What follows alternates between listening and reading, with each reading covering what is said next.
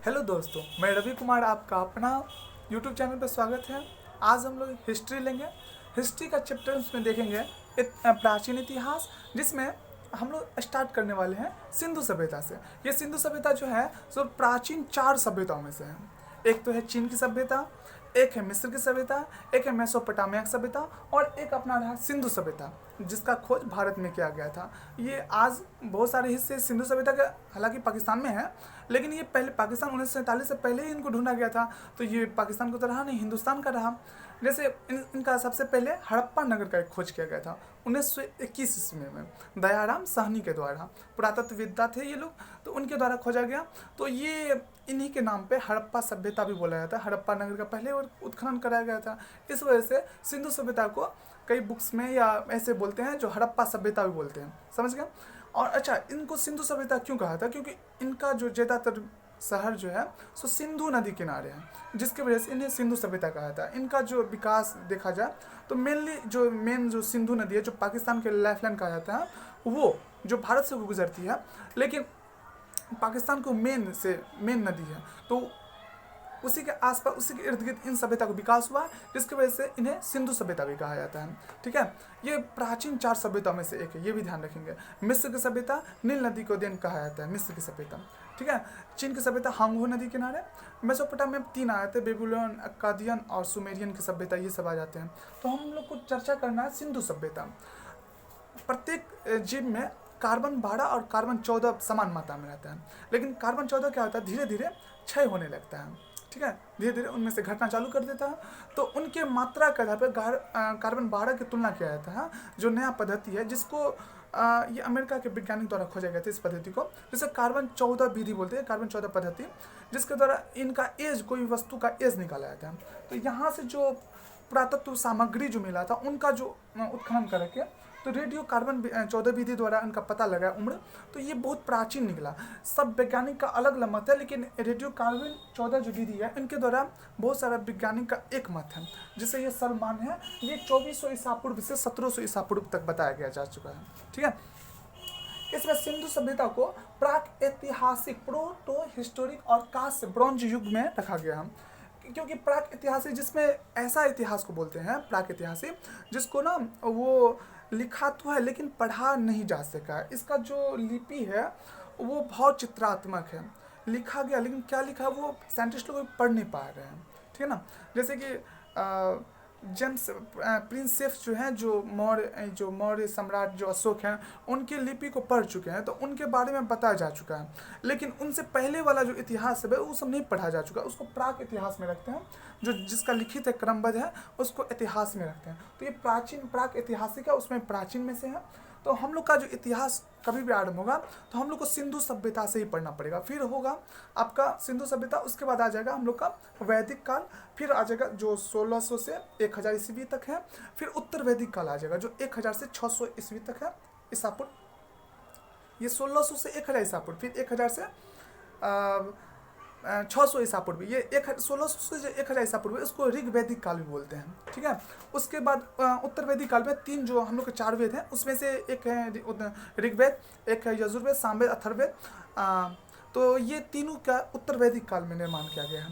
ठीक है, उसके बाद हम लोग जैन धर्म, बौद्ध धर्म, ये सब देखेंगे। फिर मगध साम्राज्य, जिसमें हर्यक वंश, आपको क्या कहते हैं, मौर्य काल, फिर गुप्त काल, ये सब आगे पढ़ना पड़ेगा। फिर आधुनिक, मध्यकालीन, फिर आधुनिक, तो इस टाइप से। लेकिन सबसे पहले हम लोग देखेंगे सिंधु सभ्यता। सिंधु सभ्यता के मुख्य निवासी को द्रविड़ या भूमध्य सागरीय कहा जाता था, क्योंकि ये लोग द्रविड़, अभी भी जो मूल जो प्राचीन लोग हैं, जैसे कि आप कोई खिलाड़ी का नाम भी है राहुल द्रविड़, जो, तो उन टाइप के लोग को माने द्रविड़, अभी भी वो लोग टाइटल लगाते हैं, उनको मूल निवासी बोला जाता है। ये लोग भूमध्य सागरीय थे, यूरोप के जो पास के जो भूमध्य सागर हैं, तो और अपना एशिया के बीच के मध्य के है पास के क्षेत्र का भूमध्य सागर, तो उनके आसपास के लोग थे। ये लोग आए थे इधर, तो यही लोग निवास किए थे। फिर लोथल, अच्छा इसमें ना ये देखिए, इसमें मेनली 6 मुख्य शहर को बोलना है, शहर के बारे में जानना है, 6 मेन। उसमें से आप, इसका मतलब ये नहीं कि 6 के अलावा और नहीं जानना है, लेकिन हाँ जानना है 6 मेन है। उसमें आपका आ गया जैसे कि कालीबंगाल, सिंधु, हड़प्पा, मोहनजोदड़ो, सिंधु नहीं, सिंधु तो नदी हो गया, हड़प्पा, मोहनजोदड़ो, कालीबंगाल, राखीलगढ़ी, इस टाइप का ये जो 6 है, सो बारे में जानना है। और एक इसमें यहाँ पे आ जाता है, जैसे आप चित्र के माध्यम से उसको जानने की कोशिश करिएगा तो ये बहुत मज़ेदार है और आपको ज़्यादा दिन तक याद भी रहेगा, भूलने का मतलब नहीं भूल पाइएगा चाह कर भी नहीं। जैसे इसमें ना एक है, सबसे पहले इसको जानिए, जो ये त्रिभुजाकार में फैला है, ये जो सभ्यता है सो त्रिभुजाकार में। यदि हम इसको ले ले पूरा पश्चिम उत्तर दक्षिण, ऊपर बोलते हैं उत्तर, नीचे बोलते हैं दक्षिण, इधर बोलते हैं ईस्ट राइट हैंड, और इधर west left hand west, north south east west. तो नॉर्थ में जो है सो चिनाव नदी किनारे, चिनाव नदी किनारे मांडा जो इनका शहर है, मांडा जो उनका खोजा गया है पुरातत्ववेत्ता द्वारा, जो मांडा पूर्वी उत्तरी स्थल खोजा गया। फिर दक्षिणी जो दायमाबाद, गोदावरी नदी किनारे है दायमाबाद, ये महाराष्ट्र में पड़ता है, ठीक है। फिर आप पूर्वी में आ जाएगा तो अपना यूपी जो है, जिसमें यूपी में एक हिंडन नदी है, अब है कि नहीं है, वहाँ पे आलमगीरपुर है, वहाँ पे हिंडन नदी के पास इनका पूर्वी स्थान है। और पश्चिमी है बलूचिस्तान जो पाकिस्तान के प्रांत में है, ये है दास नदी किनारे सुतकांगेडोर।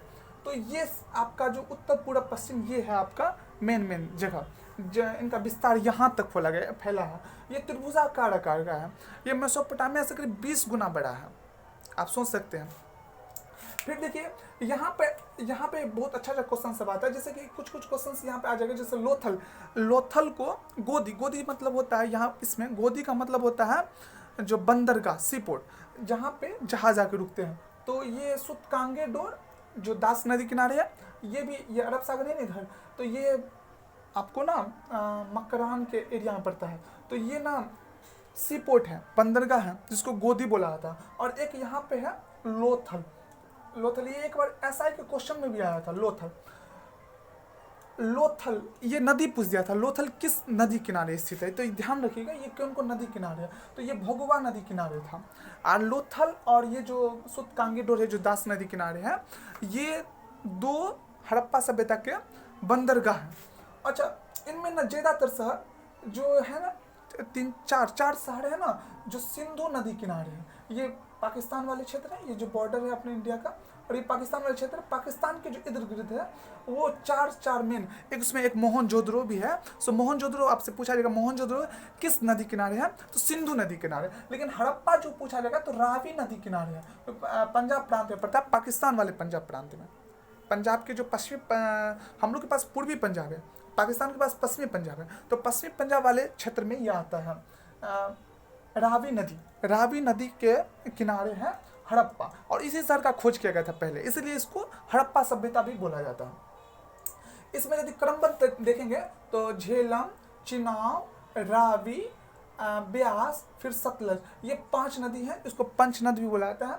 ये 5 नदी ये पाकिस्तान में होके चली है, तो भारत से होते हुए पाकिस्तान में जाती है, और फिर जाके सिंधु नदी में जाके मिल जाती है, ठीक है ना। ये सिंधु नदी में यहाँ से, ये हम तो यहाँ बनाए हैं दिखाने के लिए, लेकिन ये यहाँ पे बनता है कश्मीर वाले क्षेत्र में, ठीक है ना।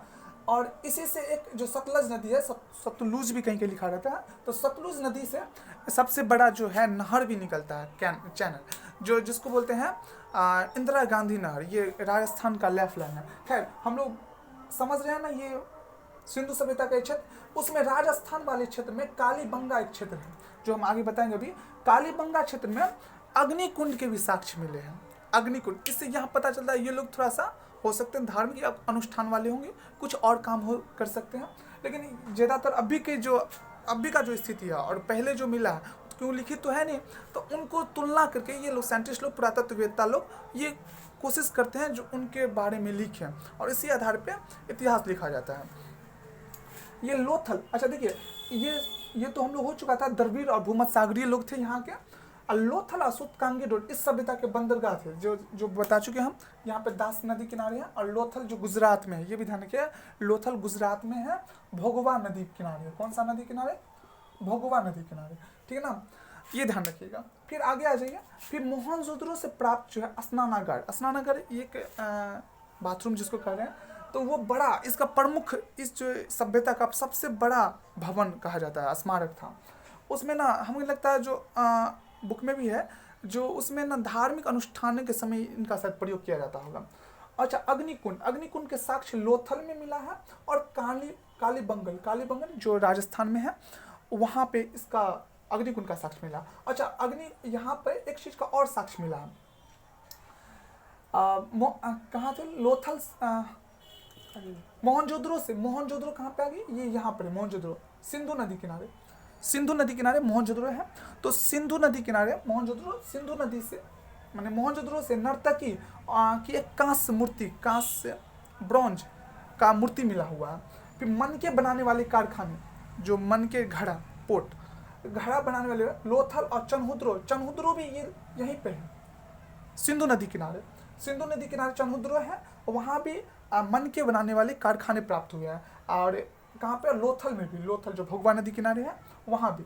सिंधु सभ्यता की लिपि जो है बहुत चित्रात्मक है, यहाँ पे लिखा स्पष्ट नहीं है, कोशिश कर रहे हैं साइंटिस्ट लोग, लेकिन पढ़ा नहीं जा सका अभी तक, इसीलिए उसको प्राक ऐतिहासिक काल में रखा गया है इनको, समझे ना। सिंधु सभ्यता की लिपि बहुत चित्रात्मक है।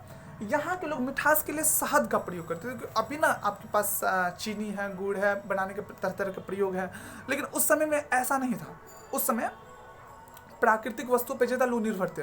अभी भी हम लोग हैं, लेकिन उसको मॉडिफाई करके हम लोग अपने तरीका से बना लेते हैं। लेकिन उस समय पूरा बिल्कुल नेचर, पूरे के पूरे प्राकृतिक शहद का प्रयोग करते थे मिठास के लिए। और यहाँ की प्रमुख जो फसल थी सो गेहूँ और जौ थी। जौ जो खाते हैं हम लोग, पूजा पाठ में भी यूज़ करते हैं जौ का, तो वो जौ का वहाँ की मुख्य फसल थी, वो लोग उगाते थे, खाते थे, ठीक ना। अच्छा, इसमें से हम लोग और देखेंगे, अभी तो ये लंबा वीडियो ना हो जाए, इसके लिए हम इसको स्टॉप कर रहे हैं। फिर इसको दूसरे क्लास में, पार्ट 2 में हम लोग को देखेंगे, ठीक है। अगर ये थोड़ा सा भी अच्छा लगा हो, अगर मुझे प्रोत्साहन करना है तो आप इसको लाइक और सब्सक्राइब जरूर कर लें इस चैनल को, और थोड़ा सा कोशिश करें शेयर भी कर लें, तो जिससे मुझे मोटिवेट होगा और इस तरह का वीडियो हम और बना पाएंगे। धन्यवाद आपका।